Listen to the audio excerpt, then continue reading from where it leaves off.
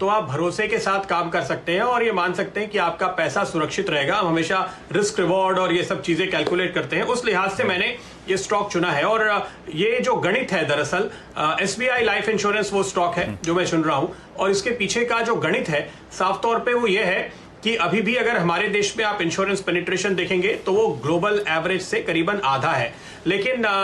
Globally अगर आप देखें, चूंकि इमर्जिंग कंट्रीज जो है, हमारे जैसे जो इकोनॉमीज हैं, वहां पर अगर आप कंपेयर करेंगे और डेवलप्ड कंट्रीज से कंपेयर करेंगे, आप यूरोप और अमेरिका से, तो कई गुना का फर्क अभी बाकी है। हर एक आदमी को लाइफ इंश्योरेंस लेने की जरूरत होगी अगर उसके पास कोई भी एसेट है, कोई भी ऐसी चीज है जो उसके परिवार की जिम्मेदारियां हैं, या कोई लोन है जो वो अपने परिवार को, अगर कभी गलती से उन्हें कुछ हो गया और वो पूरी लायबिलिटी छोड़ के चले गए तो क्या होगा। तो देखिए, हाल के कोविड फेज में जैसे हेल्थ इंश्योरेंस काफी बिका क्योंकि लोगों को ये डर लगा कि अगर बीमार हो गए हॉस्पिटल में कितना खर्चा होगा, उसी तरह से जिन लोगों के पास भी होम लोन है, बड़ी लायबिलिटीज हैं, वो अब दौड़ करके लाइफ इंश्योरेंस ले रहे हैं। कम से कम उतना अमाउंट तो जरूर ले रहे हैं ताकि उनको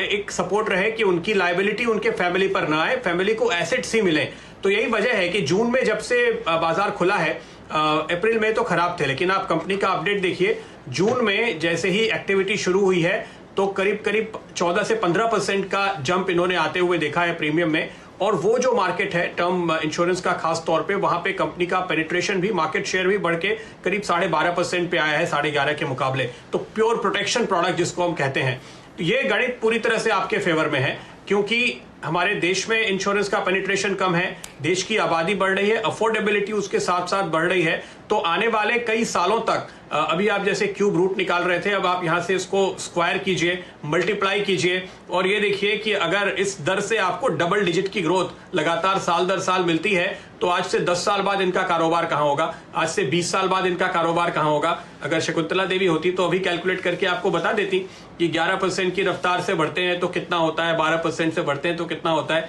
हमें तो कैलकुलेटर की जरूरत पड़ेगी, लेकिन स्टॉक का मैथमेटिक्स पूरी तरह से आपके फेवर में है। और SBI का बड़ा ब्रांच नेटवर्क है, उससे बड़ा डिस्ट्रीब्यूशन प्लेटफॉर्म तो किसी कंपनी के पास है ही नहीं। तो ये तो बताने की जरूरत ही नहीं है कि क्यों इनका मार्केट शेयर तगड़ा है और क्यों बढ़ता जा रहा है। SBI लाइफ इंश्योरेंस एक और ऐसा स्टॉक जो लंबी अवधि में गजब के रिटर्न्स दे सकता है, जो सेक्टर में अंडर पेनिट्रेशन है, और जिस तरह का दबदबा अभी धीरे धीरे उस सेक्टर में बना रही है, यह कंपनी आगे अच्छा आउटलुक, अच्छी ट्रेजेक्ट्री देती हुई नजर आई।